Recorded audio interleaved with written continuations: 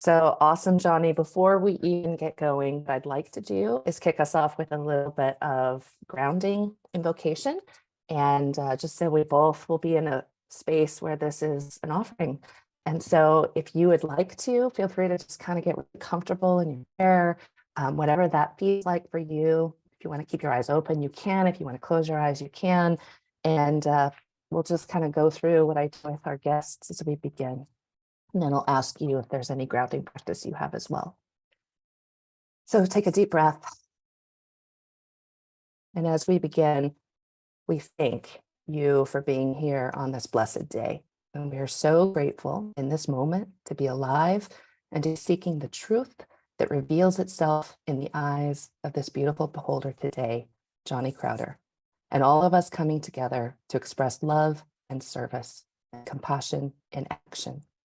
We feel everyone has something special to share in this world, and we are grateful for Johnny to be with us today, share his story, the sparks that inspired action in creating ripple effect, actualizing love in this world.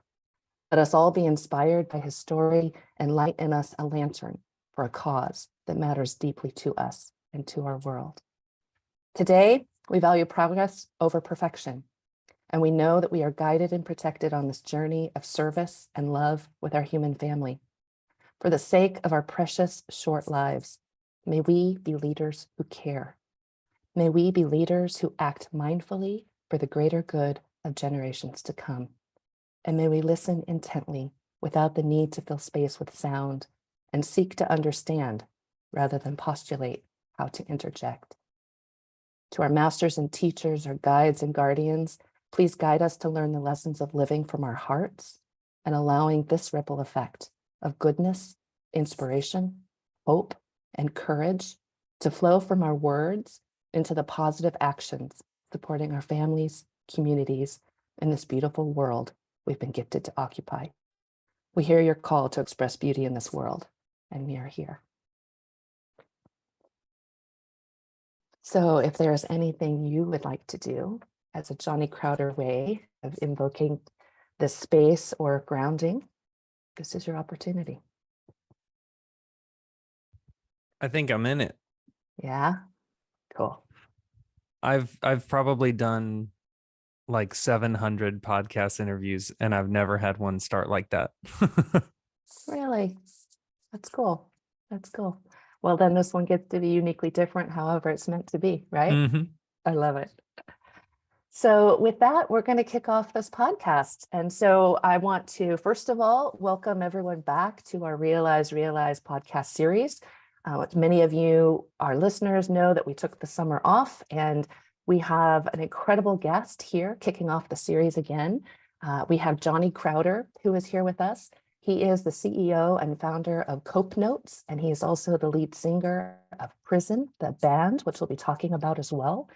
So let me give a little bio of Johnny, and then we're going to get right into the interview. Johnny's kind of tagline is "The real miracle is that he lived to tell the tale."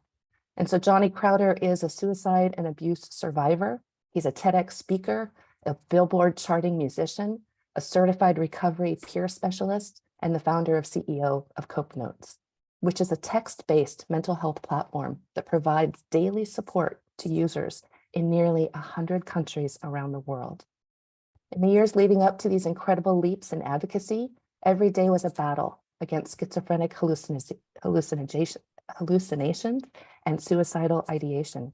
After a lifetime of resisting professional care and shying away from his story, Johnny's curiosity flowered and the healing slowly began.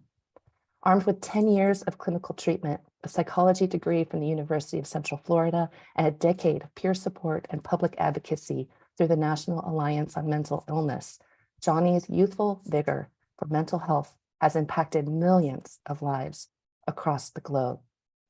So whether or not Johnny is commanding a keynote stage or touring with his heavy metal band Prison, which is an infectious positivity and firsthand experience that he shares around multiple mental illnesses ranging from bipolar disorder, PTSD, OCD, and beyond, these all uniquely equip him to provide realistic yet hopeful insight into the pains and hardship. And he does so with authenticity, levity, and unconditional wit. So with this, Johnny, we welcome our mental health rock star here today. Thank you so much for being here. Heck yeah. I'm pumped. The people listening don't know that we talked about doing this like an entire year ago. We were like, next year, let's do this, like literally 365 days ago. It was literally to this week. And what's so interesting, I was co-leading a retreat. We were in Nicaragua, and just as a little inroads, when I was thinking back to that, here you were, Johnny. I remember us coming out of a sweat lodge, and you started to move into your heavy metal vocal exercises, and the howler monkeys up in the trees were actually in this cacophony of expression, and you really let us all in howler monkey talk. Who knew, right? Dude, I love the fact that the moment we showed up, so I had never been to Nicaragua before, and I was thinking like, oh, it's going to be nice and peaceful. It's in the jungle. We're going to be near the water. We get there and these monkeys are screaming. And I was like, wow, this is my kind of beach. It was perfect. So yeah, so here we are a year later, and the time it's all relative, right? So thank you so much for being here today. Really, really appreciate it. So there's so much to your bio. There's so much that we could talk about. What I think that I'd love to just kick off with is when you think about sharing your story, and we want to spend just a brief amount of time, more contextual, of your history and what brought you to where you are today. So can you give us a little bit of a Reader's Digest roadmap of Johnny Crowder's life from the past, and then we'll really target on present and future? Yeah, so I always say that it's tough to sum up 30 years in 30 seconds, but I'll do my very best. So the backdrop of the story that you're going to hear in the podcast is that I grew up with a bunch of different mental illnesses. My parents didn't know what to do about it. I didn't know what to do about it. So we all just kind of pretended that wasn't the case for as long as we possibly could, until my behavior got so erratic that we were forced to do something about it. So I started treatment against my will in high school and started taking psychology courses as a teenager. And then I went to school for psychology. Then I started volunteering in the peer support mental health advocacy space with NAMI. And then mental health just became more and more of a cornerstone of my life. So I went from thinking, if you were to go back to me when I was 14 and say, do you want to talk about mental health? I go, heck no, I will do anything to get out of this. And now as a 30-year-old, I'm like, please. So it has slowly become more and more of a cornerstone of my life, to where now a majority of my day is oriented around recovery. So I went from the biggest anti-fan of mental health to now the guy who's always trying to start a conversation about it. Isn't that interesting? Well, when you look at that, you talked about this big shift, right? Like from 14-year-old Johnny to 30-year-old Johnny, like who would know that the conversation would completely pivot 180 degrees? When you think about kind of looking back and what formed you, and there's that, the thought about the hero's journey, and your biggest wounds are what inform you, and then it becomes wisdom and then gifts that you offer back to the world. Is there anything as a backdrop that you are open to share around some of those wounds that then now have become more wisdom for you? Yeah, I think the reason I'm so passionate about health equity and people seeking treatment and care is because for a long time I thought getting help was like the easy way out, or like, oh, it's really more tough of me, it's more manly of me to stick it out and do it on my own. But actually through that, through the experience of trying to find the right therapist and trying to find the right medications and like actually applying myself, I was like, first of all, this is the real thing that takes toughness. This is the real hard thing. But also I was at the same time pleased to find out that even though it was challenging, it wasn't nearly as challenging as doing it on my own. So it was simultaneously harder and easier than I thought.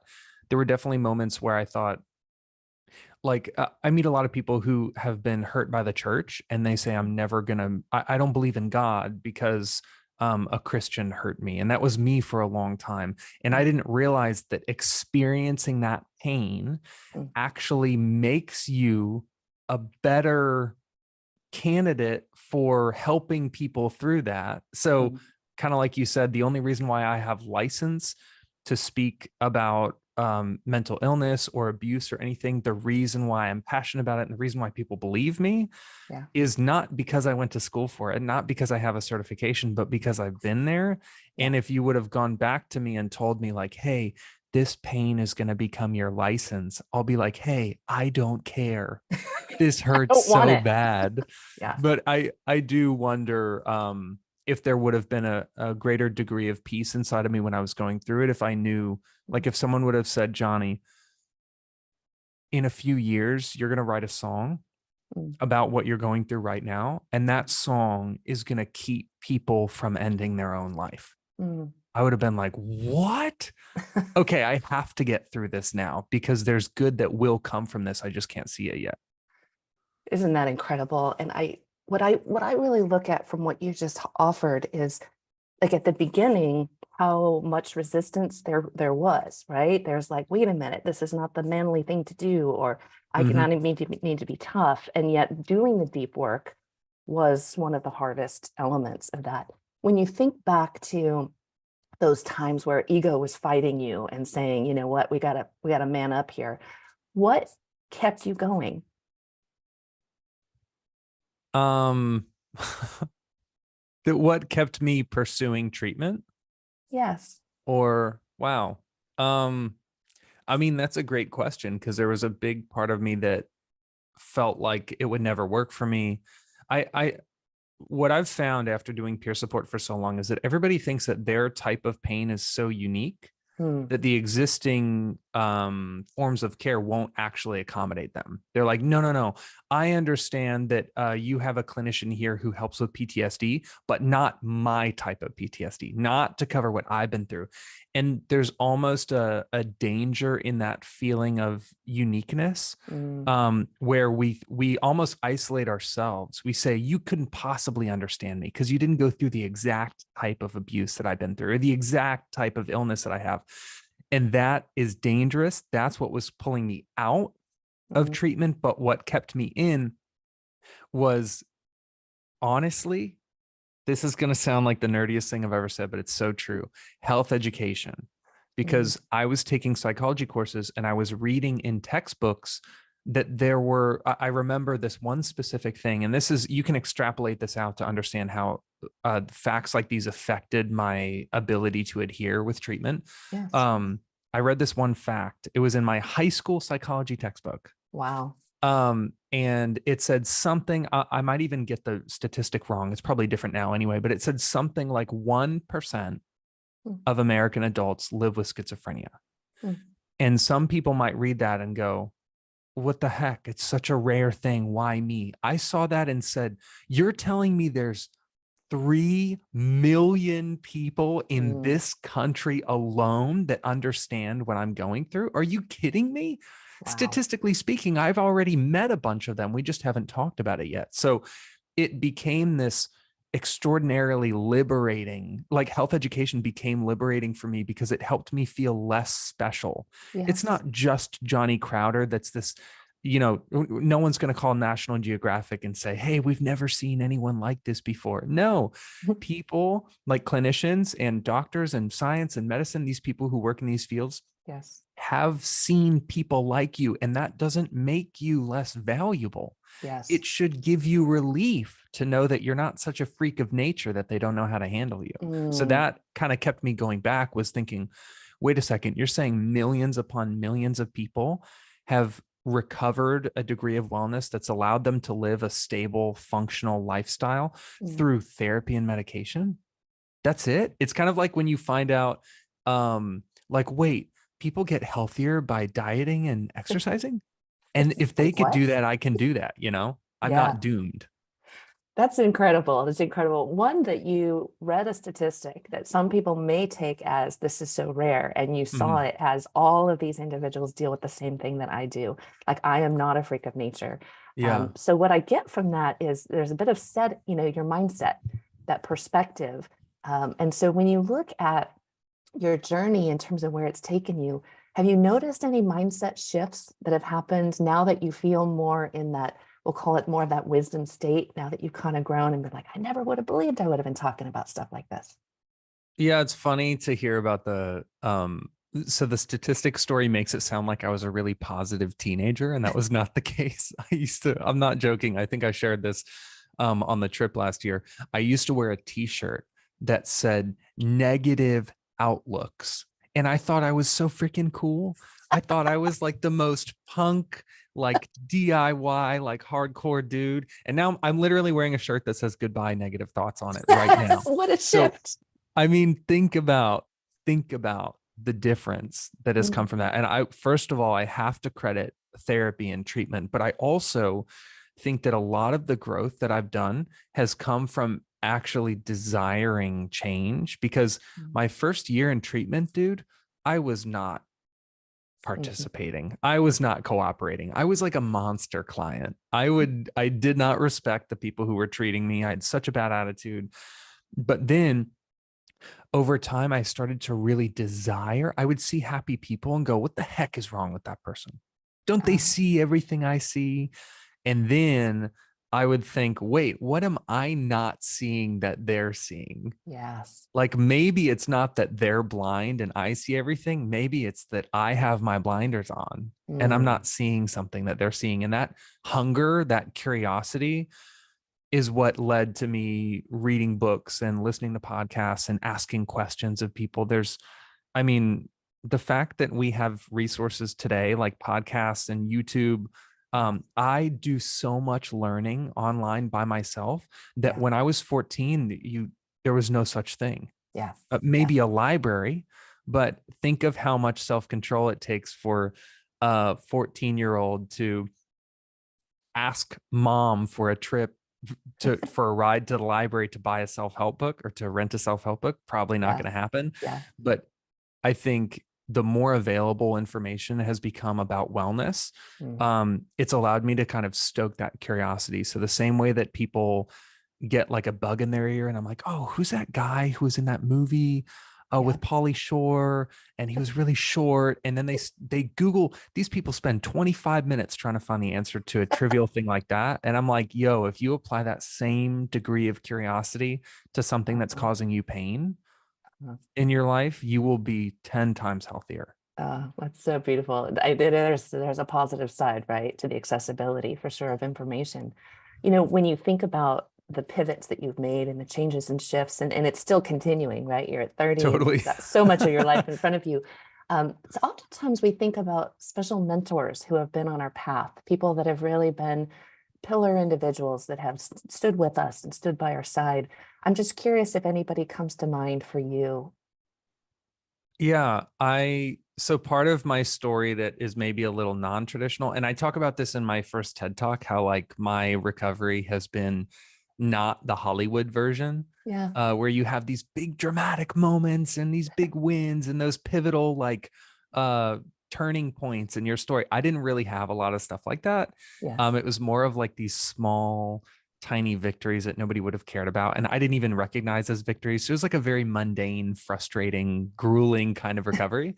Right. And I think the same has been true on the mentor side. Like I've had a few people who I really would start to trust and connect with, and then Mm, they would move or they would get married or have kids and we'd lose touch. So I've always wanted that type of long-term mentorship.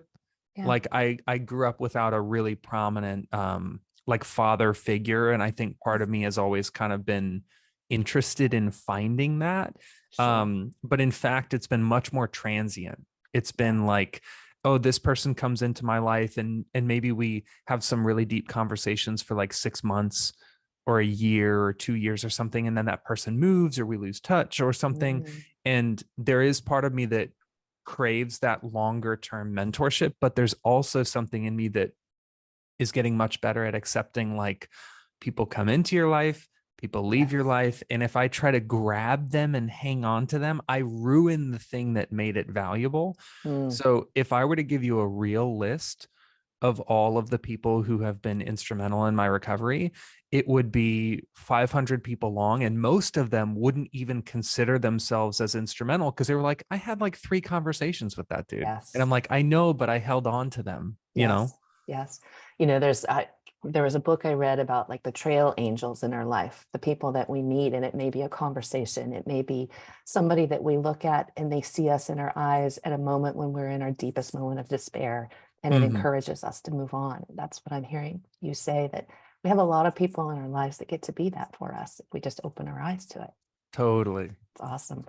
I wanted to pivot back to something you said too around um, little did I know that these hardships, these moments were going to be the thing that actually provided me with the strength that I have today. And even in our intake call, you talked about something around, people are trying to optimize on trying to have as few challenges in life as possible. And then you kind of woke up one day and you said, well, maybe that's not what it's all about. Would you care to share more about that kind of insight that you've had recently? Yeah, I want to emphasize that it is recent. So it's certainly not like, I'm not a teenager, like maybe this hardship will shape me into the type of man I'm meant to become. Like, I freaking wish I had this like Dalai Lama-esque approach to my teenage years, but puberty was not kind to me. I No. had a really rough go of it. And then Thanks for your honestly, honesty. yeah, honestly, it's been over the last maybe year or so. So I experienced some real trying to think how to word this, probably the most disruptive interpersonal challenges in my entire life happened late last year, early this year. So my living Mm. situation was disrupted. I had a very dear family member go to the hospital. I lost a family member just before that to Yeah. unexpected passing away. So I had like a lot of really challenging. You've heard that phrase. I think it's Muhammad Ali. I hope it is, that says everyone has a plan until you get punched in the face. Yeah. Or maybe it was like his boxing manager or Mike Tyson or something like that. It's a boxing analogy, but that's how it was. I was like getting healthier and healthier and working on myself, and then freaking boom. Wow. And it was like I literally got evicted over. It was like just the most unbelievable series of events. I had Wow. multiple of my employees quit, Mm. just happenstance. It all happened to line up just like it can. Yes. Um, and in that experience, it was the first huge challenge that I had, where I didn't spiral into long-term hopelessness and despair, where I Wow. had a very clear understanding of like, this is a present circumstance that I am experiencing. Mm. This is not a determination of what is going to happen in my life later. This is not going to last forever. It was like this sense, this understanding of impermanence, like Yes. this deep pain, the fear that I feel. Anyone who's had a family member in the hospital knows that there's fear. Yes. Like I get goosebumps thinking about it. Like you think, I can't lose this person. I'm so Mhm. afraid of what life would be like without them. And I was like, this fear and pain and sadness um, will not exist at this intensity Mhm. forever, Mhm. because I picture it kind of like um, those very acute feelings Yeah. that we experience are high cost to the body. So it's kind of like they have very low fuel efficiency. So Yeah. you can only experience those extreme feelings, those extreme acute feelings for so long Mhm. before your body kind of runs out of juice and you have to like kick on the generator or something. So I was like, I know that eventually my body will stop feeling this degree of pain. And if I can hang it, if I can brush my teeth every day, Yeah. if I can sleep every night, if I can shower every day, if I can exercise, if I can talk to friends, if I can do my work, if I can read something, I know that I can get through this. And then maybe 6 months outside of that. So this is like a month or two ago I'm talking about. Yeah. Um, I was learning that, or I heard this quote that I think it's from Tony Robbins, which is interesting because I never really listened to much of his stuff Yeah. before. And I think the quote was, good times make weak people make hard times, and hard times make good people. and good Wow. people make good times or something. It was like, I'm probably Yes. misquoting him, but it was something that gave me hope that maybe the thing that I'm experiencing is like building me into Right. someone. And it was probably the first huge challenge that I faced where I had that wherewithal. Like Yeah. maybe a year from now, I will be so resilient and Yeah. able to handle anything because I went through this. And now, part of the reason why I do feel stronger is because I was like, yo, if I could go through that, Yes. anything you hit me with, I can take because I Yeah. just did something harder. Yeah. That's huge. And you know what that brings up for me is I don't know if you've ever heard of the samurai code, but this is probably more of a kind of a Zen orientation, but it's like fall down 7, get up 8. And that Mm-hmm. notion of resilience is like down we go. And I think what you talk about with these acute emotions, and I've been hit this year with a series as well of just loss and loss and loss. And it Mm-hmm. reminds us of this impermanence and, yes, the acuteness of sadness and fear and anger and all of those emotions. And it's like a big wave. And sometimes the wave is a huge maverick and you're like trying to ride it. And sometimes you get pummeled. Like sometimes you go Yeah. to the shore and you're like, I am all washed up. And I just need to like find a way to like crawl up to shore and just like whatever. Like, but there are times where you ride the wave and it feels like, oh my gosh, like I can get through this. So is that a little bit of what you're talking about too, from an analogy perspective? Yeah. I think the expectation, kind of like when we were talking about optimizing for a life without challenges, Yeah. it's kind of like saying, I want um I mean, I picture it to like OCD, for example. Yeah. I grew up with pretty severe OCD. That's probably an understatement. And I insulated myself from a lot of germs. I was using hand sanitizer. I mean, every 5 minutes I was awake. I kept it on my belt loop. I wouldn't touch doorknobs. I didn't touch my food. I didn't touch other people. Like I insulated myself from so many germs for years that when I started through therapy. I started like maybe touching a potato chip and eating it and going like, oh no, and started like experiencing germs. Yeah. I got sick every month or two for years because I Mm, was finally being exposed to all these germs that I had insulated myself from. So when people optimize their life to have as few challenges as possible, it's basically saying, okay, but you are really weakening your immune system. And once real life starts happening, you're going to get sick all the time. So looking back, I'm like, I actually think more quote challenges for my immune system would have actually made me more resilient long term. I'm not saying you need to lick a doorknob, but there's balance there. there is balance. And what I'm hearing is there's exposure, like the exposure Mm-hmm. therapy that you explored and experimented with. And you were brave enough to experiment. And some of that experimentation, and it kind of seems to me where you are now is this mode of inquiry is like really what is serving you. Would you say that's about right? Yeah, I have this attitude that I've been adopting over the last couple months that has helped me a lot. And it is basically can be summed up by saying, ooh, interested to see what happens next. So, like, I mean, you can say that to anything. Like, you win the lottery, ooh, I'm interested to see what happens next. Or you lose the biggest job opportunity of your life, ooh, I'm interested to see what happens next. And almost like you're watching a movie and you watch the main character experience a true challenge and you go, ooh, what's he going to do? Where's he going to Yeah. go? Obviously, something's going to happen. I'm watching a movie. Like, Yeah. it's not like nothing's going to happen. Something's going to come from this. What is the thing that's going to come? That's awesome. I love that so much. What I want to kind of go to now is this. It's a great segue, I think, about ooh, like what's going to happen next. Tell us about how you got started with Coke Notes. You're the CEO and founder. Tell us more about what that is for listeners that don't know, and how it began, and then what it is today that you see going on with Coke Notes. Yeah. So, the short version of what we do is we use daily text messages to interrupt negative thought patterns Mm, and train the brain to think in healthier thoughts over time. So it's just one text a day at a random time, and your brain literally forms new neural pathways associated with coping skills and resilience. It is the simplest mental health resource I've ever seen in my life. And that's because I don't have a ton of patience. So I want things to be easy to use. yes. And I will admit that when I started it, I had no desire to run a company.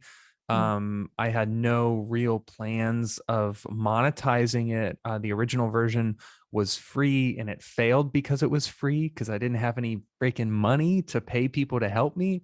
Yeah. So early on, I was working in peer support and I was learning about all this stuff in school. So I went to school for psychology. I was studying abnormal psychology and neuroscience. I Got was it. learning about how the brain can physically change based on new stimulus. I Yes. mean, your brain, it's like, think of your brain as like this big thing of Play-Doh. And when you experience things, it kind of shapes itself a little differently. So it kind of gets pressed on and shaped and molded. And I was like, dude, I love this. I love the Mm. fact that your brain can change, but I also love that in peer support, you're talking to a real human who Yeah. can talk to you about things in plain English that you both understand, you've been through. So my brain loved the idea of neuroscience and Yes. neuroplasticity. My heart loved the idea of peer support, that empathy. And I was like, man, I want to combine those two things. And I want to do it in such a way that it doesn't require me to reach out for help because Yes. every resource, you've heard this 100 times. People say, listen, Christina, if you're struggling, just reach out for help. Mm. And Oh, I'm whenever I struggling. hear That's that, I hard. think, oh, why didn't I think of that? If Mm. it's that easy, it's kind of like saying, Christina, if you break your ankle, just get on your bicycle and ride 8 miles to the hospital and they can help you there. And you're like, I don't know how to explain this to you, but if my ankle is broken, it's going to be really tough to ride my bike. So Yeah. for too long, we've been saying, if you have a challenge, you reach out. And so Cope Note's whole ethos is this is a set it and forget it mental health tool. You Mm. make one decision to subscribe, and we will show up every single day for the rest of your life. Mm. You don't have to make a conscious decision to engage with us ever again. We will show up. And that consistency is what is necessary to form new neural pathways. So when I went to school and I learned that the brain could change, and I Mm. found out that my brain wasn't changing, I was like, what's missing? And what was missing was the consistency that I couldn't offer myself. Wow, that's incredible. It's incredible for so many reasons. One of just kind of how it came about and the birth of it in terms of you noticing, gosh, that asking for help is oftentimes the barrier. Like Mm-hmm. what would happen if we just showed up for people? And I can imagine you've heard a million testimonial stories of people that you've served and helped and supported. I'm curious when you think about COVID, and I have two teenagers, right? One 15 and a 17-year-old. All I hear in schools and whatnot post-COVID is how much mental health has been accelerated as a challenge. I'm just wondering for you, what do you see since you're in this industry around mental health in our country and our world today? Yeah, the thing I'll share this kind of quick. This is going to sound kind of pessimistic, but it's genuinely the way I feel. Yeah. I've seen this happen before. Mm. I've seen big spikes in sentiment around mental health where there's, like Justin Bieber tweets about depression. And then it's like, Mm. oh, it's trending and it's on every news site and, it gets a million retweets or whatever. But then the next day or the next week or the next month, there's a new hot button issue and Mm. mental health gets forgotten about. No one actually takes action. And what I'm seeing now is people getting to the point where they say, man, I have ignored this in my own life and in my own family for 11 years. Yeah. And I've done the very best I could to bury my head in the sand, but COVID almost blew away all the sand. There's no more sand to bury your head in. You're like, golly, man, I guess my old strategy of ignoring it won't work anymore. And so now my options are to actively do something about it Yeah. or neglect it. And when people are faced with those opportunities Yeah. or those decisions, they're like, man, it's much more binary. So I think we are seeing action. I Mm. pray to God that I can be a catalyst to make sure that that action doesn't slow down Mhm. once whatever new hot topic pops up in the media or in conversations in the house. Like, hey, just because there's a new Netflix series that you love doesn't mean we get to stop talking about mental health now. I Mm, want this action to beget action to beget action. yeah. Well, you are one of those change agents and catalysts that are making that happen. And just really wanted to kind of highlight in that perspective is you talked about it being maybe a little bit pessimistic, and I don't see that at all. I actually see that as more hopeful, is that when all the sand blows away, what are we left with? Do we want to heal or do we want to stay stuck? And you're saying Yeah, there's a real option here relative to healing, and there's real help here. So we will, in our show notes and also our online resource hub, we're going to just post how to get involved with Cope Notes, what it is, because I think it's something that we really want to highlight out of this podcast and offer to our guests. It's that's an amazing company. yeah, I appreciate it a ton. And the whole point of it is, how do we make that action that I'm talking about? Action begets action begets action. Yeah. What you do is informed by who you are. Mm. And Cope Notes not only helps with the behavior part, who you like, what you do, but also helps with more of that belief and thought structure thing, which is Yeah. a big component of who you are. It's a huge component.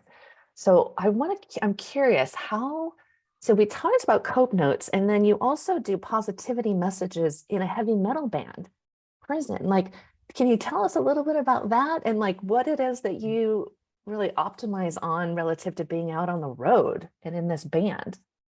Yeah. So this is the part where most people listening to the podcast think that they switched into another podcast on accident. Like they butt dialed into a different episode. Yep. But this is the same episode. So it's funny. It's I still I Johnny grew up, Crowder, right? This is still you. yeah, I grew up loving heavy metal. So Okay. I was, I'm in sixth grade listening to like Slipknot and Korn and System of a Down and Linkin Park. But then by seventh and eighth grade, I'm listening to like brutal guttural death metal. It's just Yeah. like the heaviest stuff you've ever heard.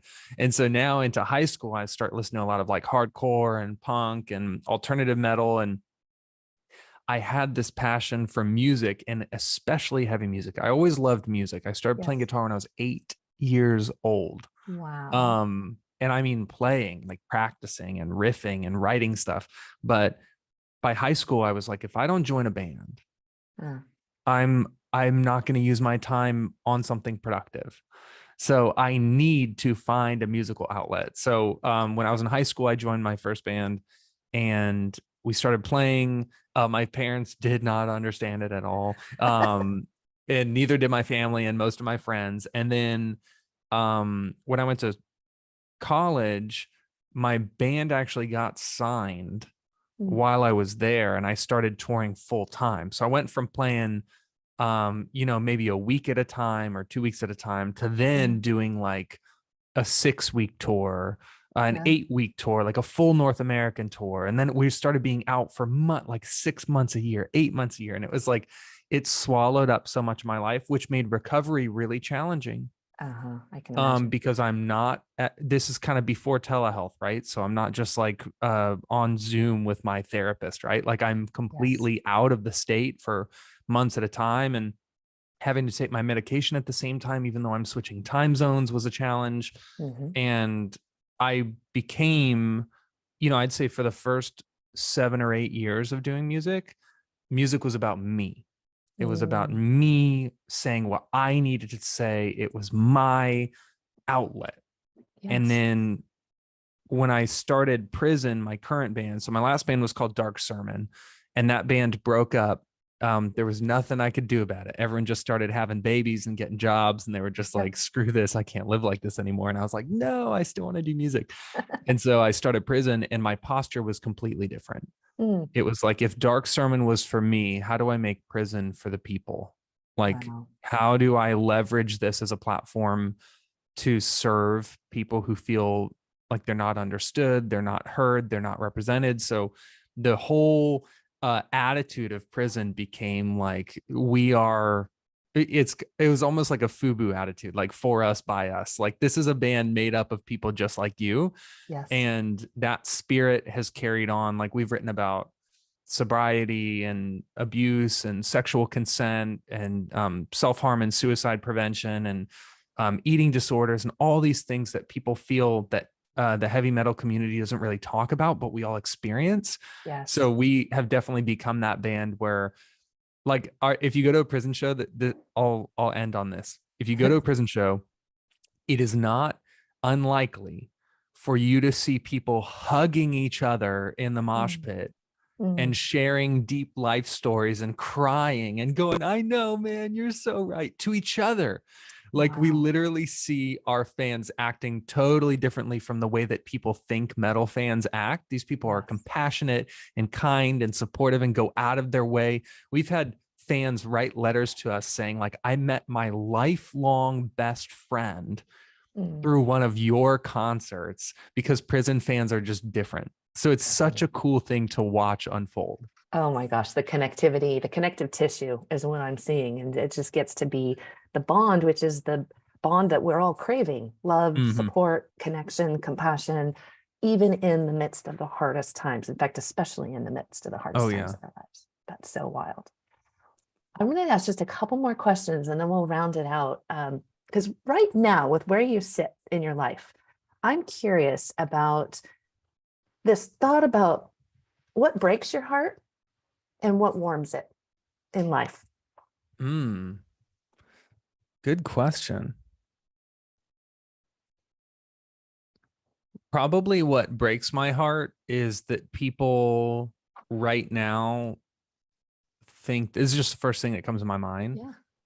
People think that their life as it is today is a determinant for what their life is going to be like tomorrow or the next day. Like, they feel this permanent sense of hopelessness from an impermanent situation. Mm, Like, that feeling of not being sure if things can ever get any better yeah. is a prison. That is a cell. And my favorite phrase, I said it in my second TED talk.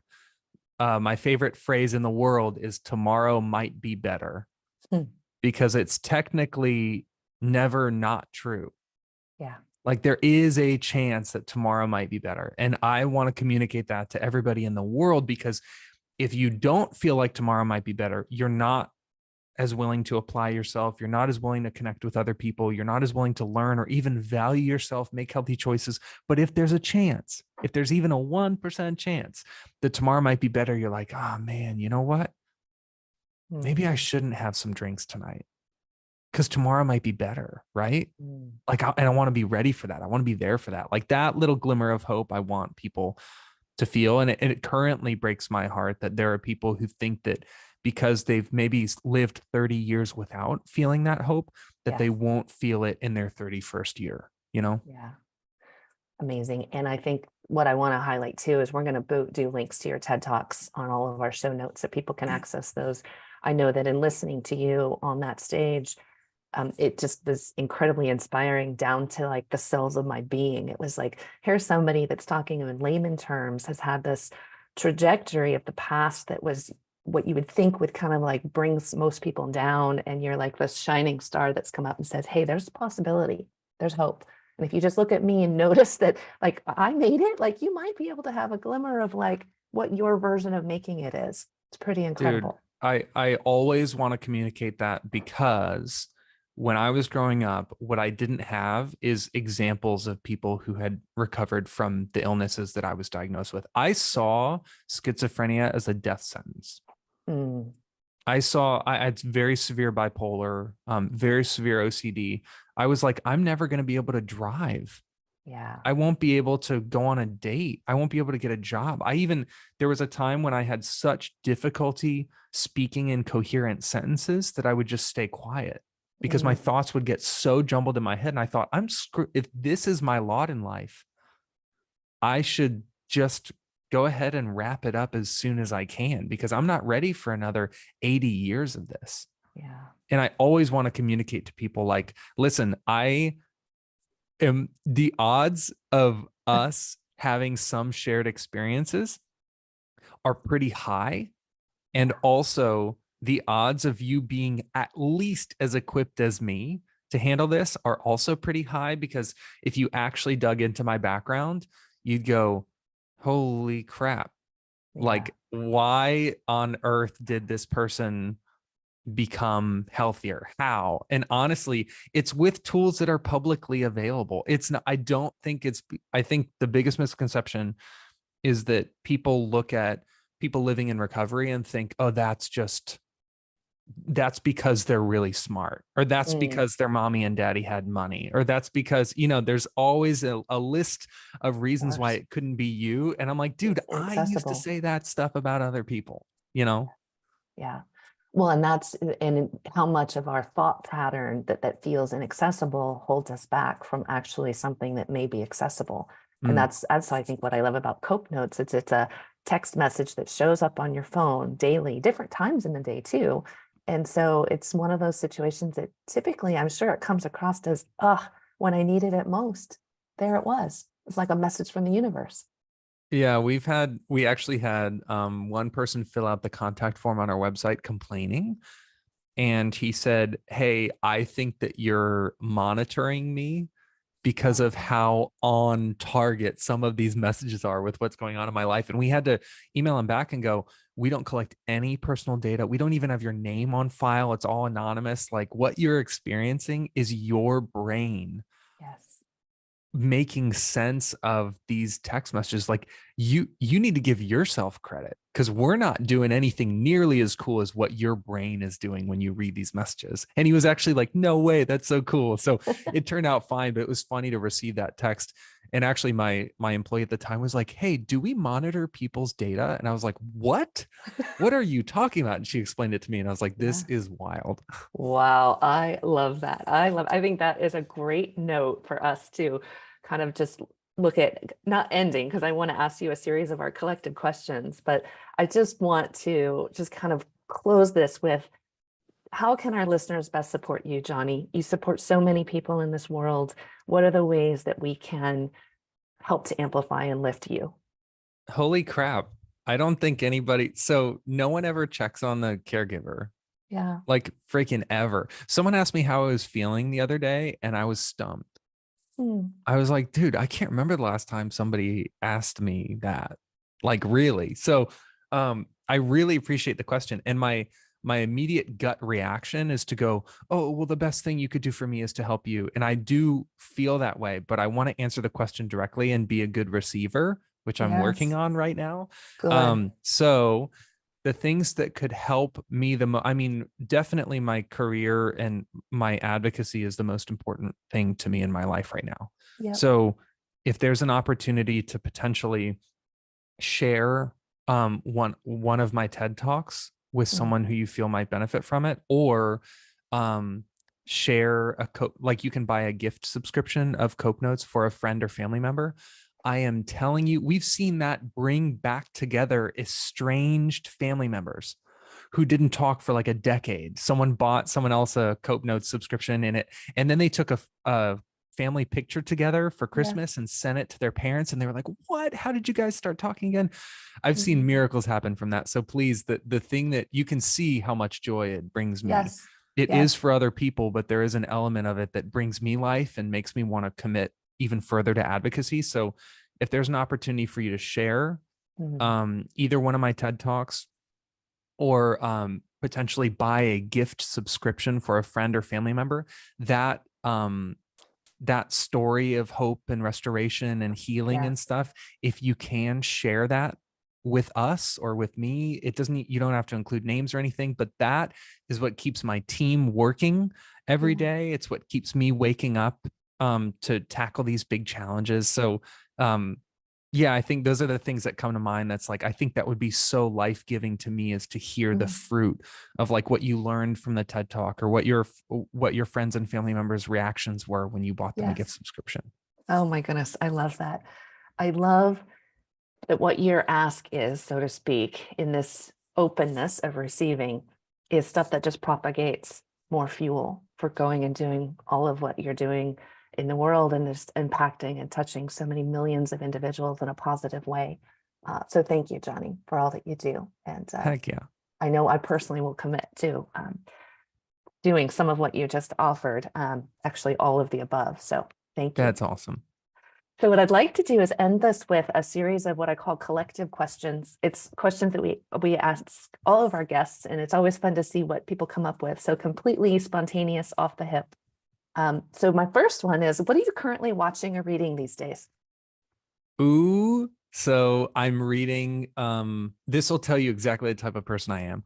Uh-huh. So I'm reading Tools of Titans by Tim Ferriss, Ah, trying to learn about all of these people who have accomplished great feats of physical health, of financial abundance, of wisdom, like these mm. amazing authors and innovators and technologists. So that's really fascinating. It's like a 700-page book, and I'm like 250 pages That's a in. tough one to get through, huh? Yeah, it's gigantic. So I'm reading that, but then also this will tell you the other side of me. I'm watching Mr. Show on HBO, this old sketch comedy show with Bob Odenkirk and David Cross.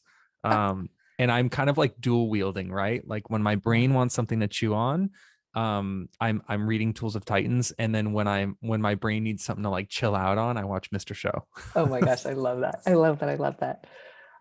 When you think about, okay, if you could eat dinner and engage in dialogue with anyone, past or present, who comes to mind?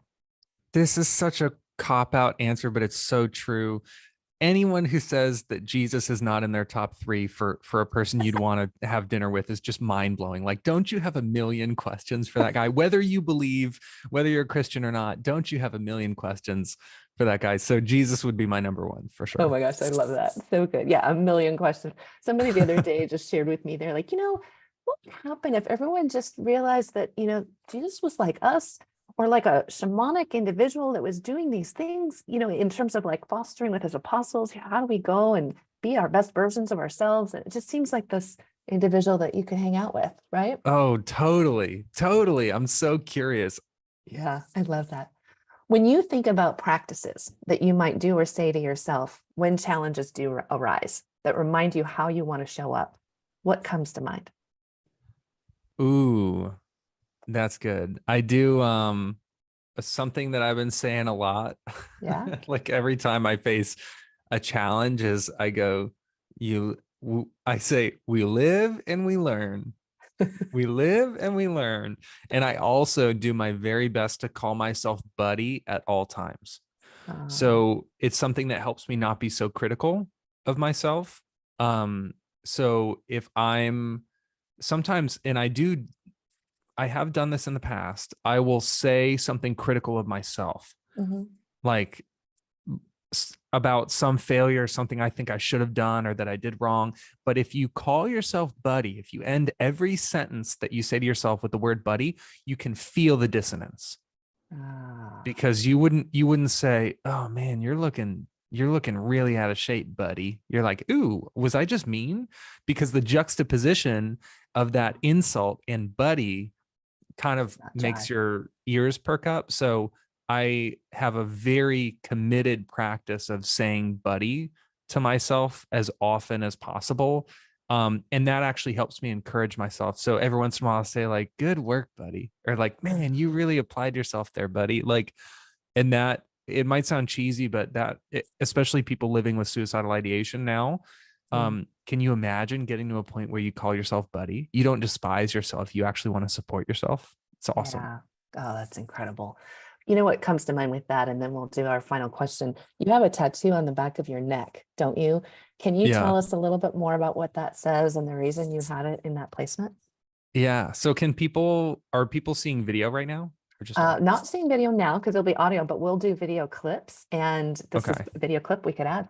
Okay. So I'm going to first see the shirt that I was talking about earlier. If it's going to be Goodbye, on video, negative it says thoughts. goodbye, negative thoughts. And then tell me if this is in video or not, because I Okay. can't see. Yes, it is. It So it says says you matter. yes. And the reason I got that tattoo is because I knew when I started doing advocacy that there are people who will listen to me.